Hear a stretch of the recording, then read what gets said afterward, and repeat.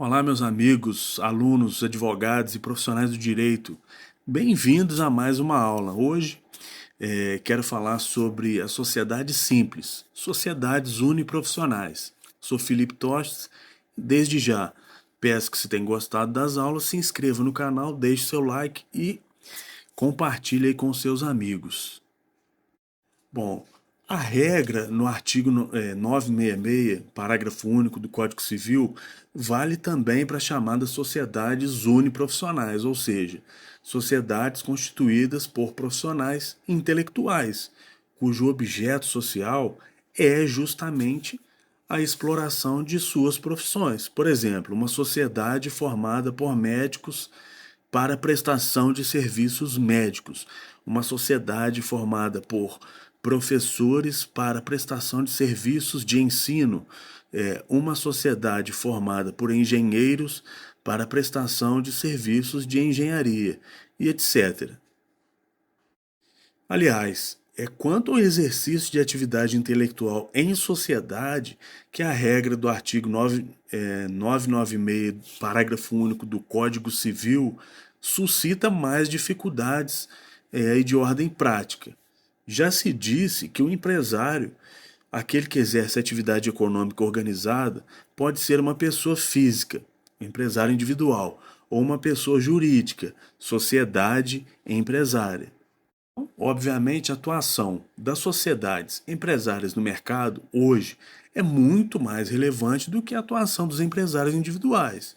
E estes dedicam-se a pequenos empreendimentos, cabendo às sociedades empresárias, em contrapartida, os empreendimentos de médio e grande porte, os maiores, né, além de muitos dos pequenos empreendimentos também. E a razão para que a presença das sociedades empresárias no mercado seja mais marcante que a dos empresários individuais é simples. Os empreendedores sempre procuram minimizar o seu risco empresarial e a melhor forma de fazê-lo é constituir uma sociedade, uma vez que, nesse caso, haverá separação patrimonial e a possibilidade de limitação de responsabilidade. E eu gravei já uma aula falando sobre isso, né, que é muito mais vantajoso empreender em uma sociedade, constituir uma sociedade empresarial, porque ali há essa separação patrimonial, né?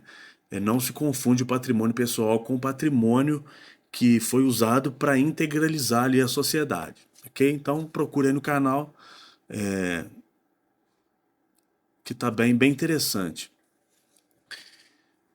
Então, nem sempre o exercente de atividade econômica é considerado empresário, considerando a regra excludente do parágrafo único aí do artigo 966 do Código Civil.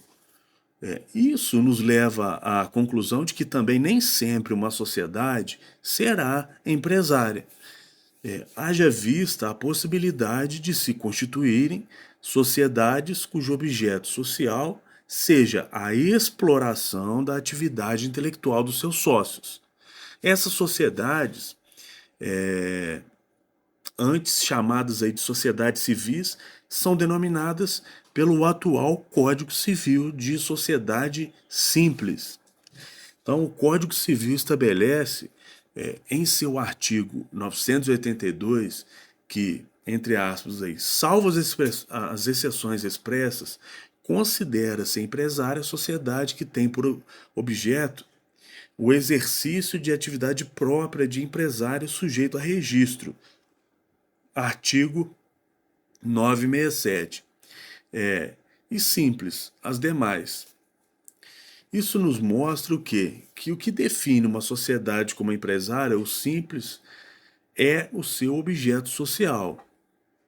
Com relação a isso, há apenas duas exceções a essa regra contidas aí no parágrafo único, o qual prevê que, independentemente de seu objeto, considera-se empresária a sociedade por ações e simples a cooperativa.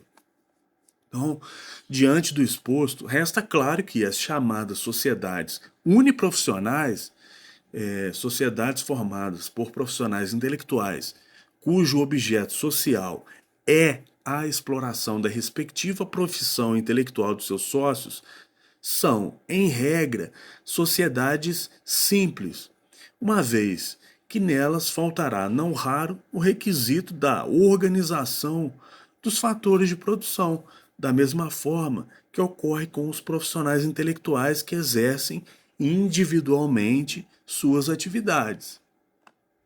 Seguindo a diretriz do artigo 966, parágrafo único do Código Civil, nos casos em que o exercício da profissão intelectual dos sócios das sociedades uniprofissionais que compõem o seu objeto social constituir elemento de empresa, ou seja, nos casos em que as sociedades uniprofissionais explorarem seu objeto social com empresarialidade, ou seja, organização dos fatores de produção, elas serão consideradas sociedades empresárias.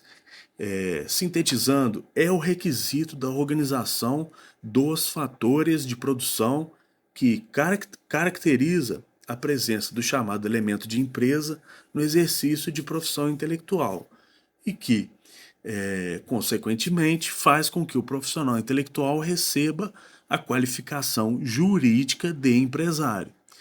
Isso, obviamente, vale tanto para o exercício de profissional intelectual individualmente, quanto para o exercício de profissão liberal em sociedade. É o que eu vou falar agora, sociedades de advogados. O Código Civil não faz menção expressa nesse sentido, mas a Lei 8.906 de 94, que é a lei do Estatuto da Advocacia e da Ordem dos Advogados do Brasil, em seus artigos aí 15 a 17, sobre a sociedade de advogados, dispondo que ela é uma sociedade simples de prestação de serviços de advocacia submetida à regulação específica prevista na referida lei. Diante disso, afirma-se que a sociedade de advogados é uma sociedade de natureza civil, simples, na dicção do novo Código Civil de 2002 e organizada sob a forma de sociedade em nome coletivo, ou seja, respondem todos os sócios de maneira solidária e ilimitada pelas obrigações sociais. Ou seja, todos eles respondem da mesma forma. Então, entende-se aí uma clara exceção dos artigos 15, 16 e 17 da Lei 8.906 de /94, uma clara exceção à regra do artigo 966, parágrafo único do Código Civil.